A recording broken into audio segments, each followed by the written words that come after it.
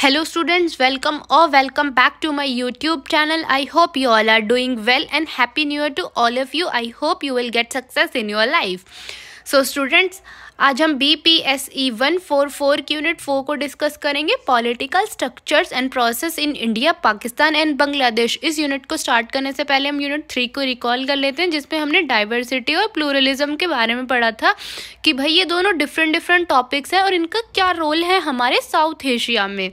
ठीक है, इसमें हम 10 टॉपिक कवर करेंगे। सबसे first introduction, second constitutional status, third status of rights, fourth role of judiciary, fifth role of election commission, sixth role of army, seventh role of media, eighth pressure groups, ninth status of minorities and last civil society.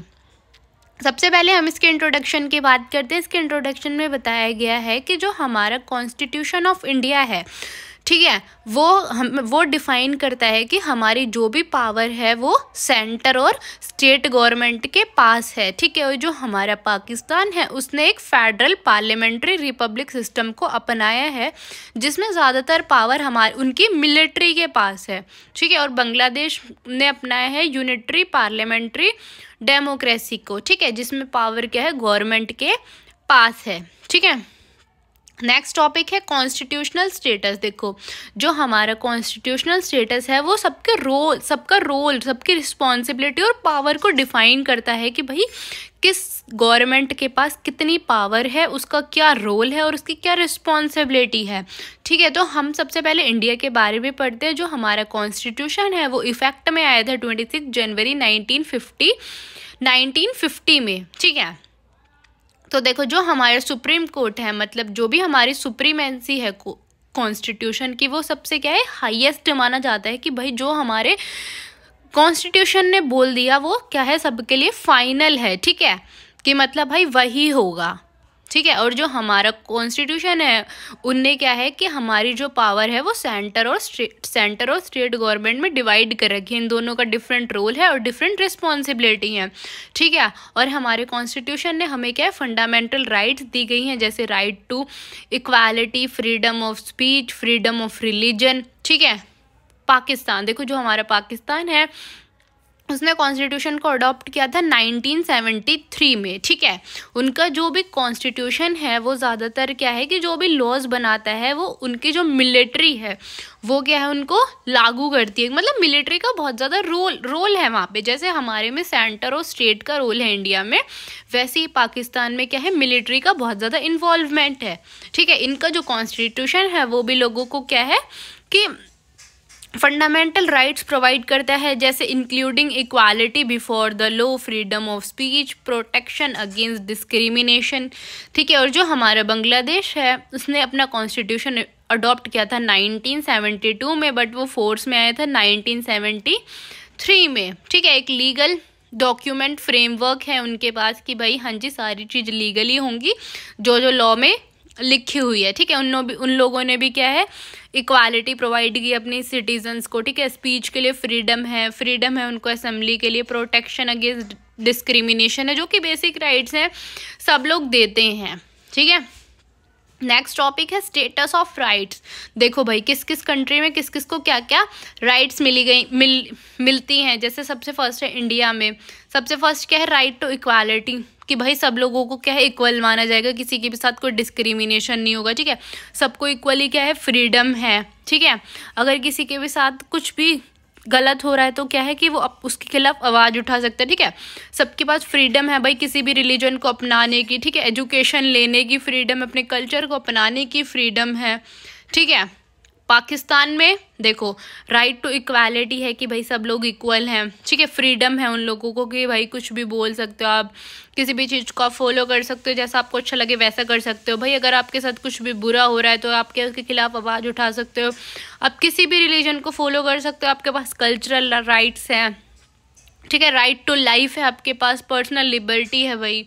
ठीक है, अब बांग्लादेश में क्या है, right to equality है कि भाई सबको, देखो इक्वालिटी तो हर कंट्री क्या है, लोगों को प्रोवाइड करती है कि हमारे जितने भी इंडिविजुअल्स हैं वो क्या है, इक्वल है हमारे लिए, किसी पे भी कोई भी भेदभाव नहीं किया जाएगा। उनको राइट टू फ्रीडम है, अगर उनके साथ कुछ गलत होता है तो वो बोल सकते हैं। ठीक है, रिलीजन के लिए फ्रीडम है कि आप किसी भी रिलीजन को अपना सकते हो। कल्चरल राइट्स हैं, ठीक है, राइट टू लाइफ है, पर्सनल लिबर्टी है। नेक्स्ट है रोल ऑफ जुडिशरी। देखो भाई जुडिशरी का रोल एक बहुत ही इंपॉर्टेंट होता है, ठीक है, कि वो जुडिशरी क्या होती है कि अपनी गवर्नमेंट को एक शेप दे दी है, ठीक है, हमारे राइट्स को क्या करती है, प्रोटेक्ट करती है। सबसे फर्स्ट है इंडिया। देखो इंडिया में क्या है कि भाई हमारी जो जुडिशरी है वो एक बहुत ही इंपॉर्टेंट रोल प्ले करती है। जैसे किसी के भी साथ कोई भी गलत हो रहा है तो आप क्या है, जुडिशरी के पास जाओ, वो आपको क्या है, इंसाफ दिलाएगी, ठीक है, वो हमारे राइट्स को क्या करेगी, प्रोटेक्ट करेगी, लोगों की बातें सुनेगी, उसके अकॉर्डिंग क्या है, लॉ बनाएगी वो, ठीक है, किसी पे भी भाई कोई भी बिना डिस्क्रिमिनेशन के लॉ बनाएगी वो, ठीक है। उसने क्या है कि हमारी सेंटर और स्टेट गवर्नमेंट को पूरा अधिकार दे रखा है कि लोगों के आप डिस्प्यूट सुनो और आप उनको रिजॉल्व करो, ठीक है। हमें क्या है, हमें एक स्मूथ फेडरल सिस्टम चाहिए, ठीक है। और जो पाकिस्तान है, पाकिस्तान में भैया देखो 3 तरह के कोर्ट है आपके, supreme court, high court and subordinate courts है, ठीक है, जिसमें कि क्या है कि उनको भाई उनको इंडिपेंडेंस है कि भाई वो किसी के साथ भी कुछ भी गलत हो रहा है तो उसको क्या है, उसका वो मैटर सॉल्व कराएं, ठीक है।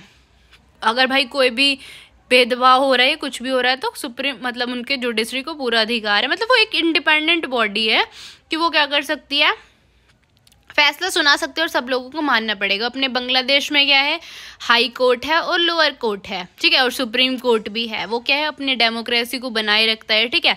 अगर भाई किसी को भी किसी चीज़ से कोई दिक्कत हो रही है तो क्या है, उसको सॉल्व करेगा और उनके राइट्स का ध्यान रखता है वो। नेक्स्ट है रोल ऑफ इलेक्शन कमीशन। देखो इंडिया में इलेक्शन कमीशन एक इंडिपेंडेंट बॉडी है जो कि क्या है, फ्री और फेयर इलेक्शन कंडक्ट कराती है, ठीक है। और आपके पाकिस्तान में जो है वो इलेक्शन कमीशन ऑफ पाकिस्तान है जो कि एक इंडिपेंडेंट बॉडी है, ठीक है। उसमें क्या है, चीफ इलेक्शन कमीशन और 4 मेंबर्स हैं जो उसको रिप्रेजेंट करते हैं। वहाँ पे क्या है कि भाई जो भी इलेक्शंस होते हैं वो नेशनल असेंबली के लिए होते हैं, लोकल गवर्नमेंट के लिए होते हैं और प्रोविजनल असेंबलीज के लिए होते हैं, ठीक है।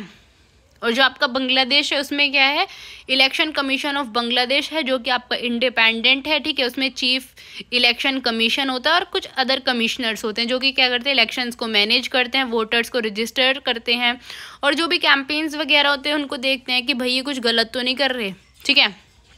नेक्स्ट है रोल ऑफ आर्मी। देखो इंडिया में आर्मी का रोल क्या है कि सिर्फ भाई लोगों को प्रोटेक्ट करना, बॉर्डर्स को प्रोटेक्ट करना, ठीक है। सिंपल रूल है कि आप डिफेंस का काम करो, बॉर्डर्स को प्रोटेक्ट करो, लोगों को प्रोटेक्ट करो। और जो आपका पाकिस्तान है वो क्या है, उसकी जो आर्मी है वो क्या करती है भाई, आपकी इकोनॉमिक, आपके पॉलिटिकल मैटर में भी उसका पूरा रोल है, ठीक है। वो भाई गवर्नमेंट में भी बहुत ज़्यादा क्या करती है, उसका रोल है वहाँ पे। और जो आपका बांग्लादेश है वो क्या, उसमें कैसा रोल है उसका कि भाई वो आपके नेशनल डिफेंस में ही है सिर्फ, ठीक है। उनका पॉलिटिक्स में थोड़ा बहुत रोल है पर कुछ खास रोल नहीं है उनका, ठीक है। वो भी सिक्योरिटी के लिए, आपके लॉ को मेंटेन करने के लिए, आपके एडमिनिस्ट्रेशन के लिए है।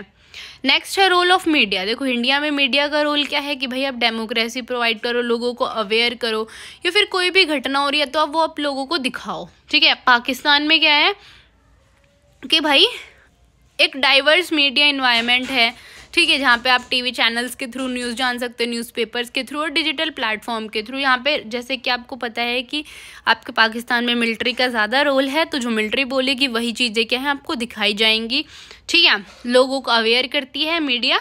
और जो आपका बांग्लादेश है उसमें जो मीडिया है वो आपको अवेयरनेस फैलाती है, ठीक है, अकाउंटेबिलिटी दिखाती है कि कौन कितना करप्टेड है और कितना नहीं, और आपके डेवलपमेंट को सपोर्ट करती है, ठीक है। नेक्स्ट है प्रेशर ग्रुप्स। देखो प्रेशर ग्रुप्स वो ग्रुप्स होते हैं कि जो कि भाई इन्फ्लुएंस करते हैं गवर्नमेंट पॉलिसी को, ठीक है, बिना इलेक्शन कंडक्ट कराए हुए। जैसे कि इंडिया में देखो आपका ट्रेड यूनियन है जो कि भारतीय मजदूर संघ है, ठीक है, फार्मर ग्रुप्स हैं कुछ, भारतीय किसान यूनियन। जैसे देखो प्रेशर ग्रुप्स मैं आपको समझाती हूँ, जैसे कि भाई मैं हूँ, मैंने एक ग्रुप बना लिया फॉर एग्जांपल, ठीक है, जिसका नाम है भारतीय किसान यूनियन, ठीक है।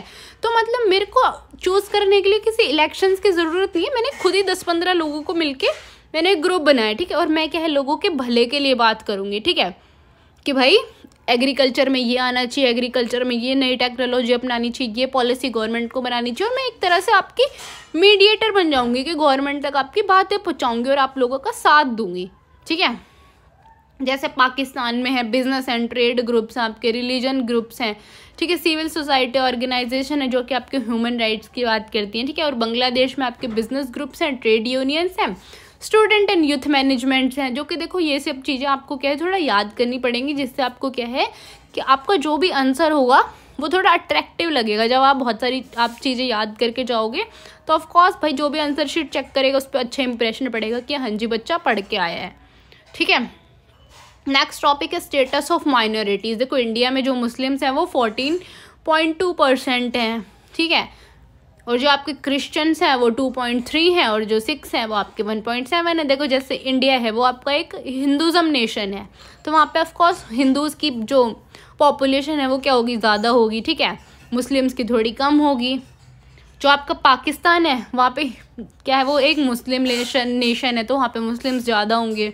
ठीक है, तो वहाँ पे हिंदूज़ कितने हैं, 2.14%। क्रिश्चियन जो है वो 1.27% हैं। ठीक है, और जो आपका बांग्लादेश है वहाँ पे हिंदू कितने हैं, 8.5% है, क्योंकि भाई बांग्लादेश भी एक तरह से मुस्लिम कंट्री ही है। ठीक है, और जो आपके बुद्धिज़्म है वो भी बहुत ही कम परसेंट है। क्रिश्चियंस वगैरह भी बहुत कम है, जो कि भाई डिस्क्रिमिनेशन फेस करते हैं। बहुत छोटे छोटे ग्रुप्स में वो लोग वहाँ पे रहते हैं। ठीक है, नेक्स्ट टॉपिक है सिविल सोसाइटी। देखो सिविल सोसाइटी आपका वो ग्रुप्स होते हैं जो कि क्या है कि भाई जैसे आपके NGOs हो गए, ठीक है, कम्युनिटी ग्रुप्स हो गए, जो कि भाई आपके वेलफेयर की बातें करते हैं। ठीक है, जैसे कि भाई बहुत सारे देखो जगह जगह आपने देखे होंगे NGOs हैं जो कि लोगों को वेलफेयर के लिए काम करते हैं। ठीक है, लोगों को अवेयर करते हैं हर एक चीज़ के बारे में। इंडिया में क्या रोल है, जैसे कुछ NGOs होते हैं जो कि आपके लिए जस्टिस की बात करते हैं, आपके ह्यूमन राइट्स को प्रोटेक्ट करते हैं। ठीक है, RTI को भाई बोलते हैं, मतलब कोई भी नई पॉलिसी आती है तो आपको उसके बारे में अवेयर करते हैं। पाकिस्तान में क्या है रोल है, जैसे ह्यूमन राइट्स ऑर्गेनाइजेशन है कि भाई अगर आपके राइट्स के साथ वायलेंट हो रहा है कुछ भी, तो आपके NGO के पास जाओ, वो आपको सब कुछ बता देगा। ठीक है, आपकी डेमोक्रेसी को बनाए रखते हैं ये लोग। वुमेन राइट्स और एजुकेशन के लिए बातें करते हैं। ठीक है, और आपका जो बांग्लादेश है उसमें सोशल डेवलपमेंट की बातें करते हैं आपके NGO। ठीक है, डेमोक्रेसी की बात करते हैं, ह्यूमन राइट्स को मॉनिटर करते हैं। देखो सिविल सोसाइटी आपके वो ग्रुप्स हैं जो कि आपके वेलफेयर की बातें करते हैं। ठीक है, मतलब उनका गवर्नमेंट में भाई कोई मतलब नहीं होता उनको गवर्नमेंट से। उनको क्या है कि लोगों की ह्यूमन राइट्स की, लोगों को वेलफेयर की बातें करते हैं। ठीक है, वो एक तरह से ना नॉन कमिश्नल ग्रुप्स होते हैं, इन द सेंस कि जैसे कि मैं आपको बताती हूँ बहुत सारे ऐसे फेमस NGOs भी हैं, आपने देखे होंगे, जो कि क्या है, देखो कोरोना के टाइम पे क्या हुआ था कि जो NGOs हैं वो बहुत ज़्यादा लोगों के वेलफेयर के लिए काम करते थे। भाई उनको खाना देते थे, ठीक है, उनकी बेसिक नीड्स पूरी करते थे। गवर्नमेंट तो करती थी, पर NGOs भी क्या है, NGOs को भाई अलग से फंड मिलता है। ठीक है, आई होप कि आपको ये यूनिट समझ आई होगी। अगर फिर भी आपको कोई डाउट है तो आप मेरे से कमेंट्स में पूछ सकते हैं। और देखो इस चैप्टर में थोड़ा ये है कि भाई आपको थोड़ा ज़्यादा याद करना पड़ेगा, तो आप देख लेना। ठीक है, अगर आपको यूनिट समझ आई है तो आप इसको ज़्यादा से ज़्यादा शेयर करें। And thank you for watching.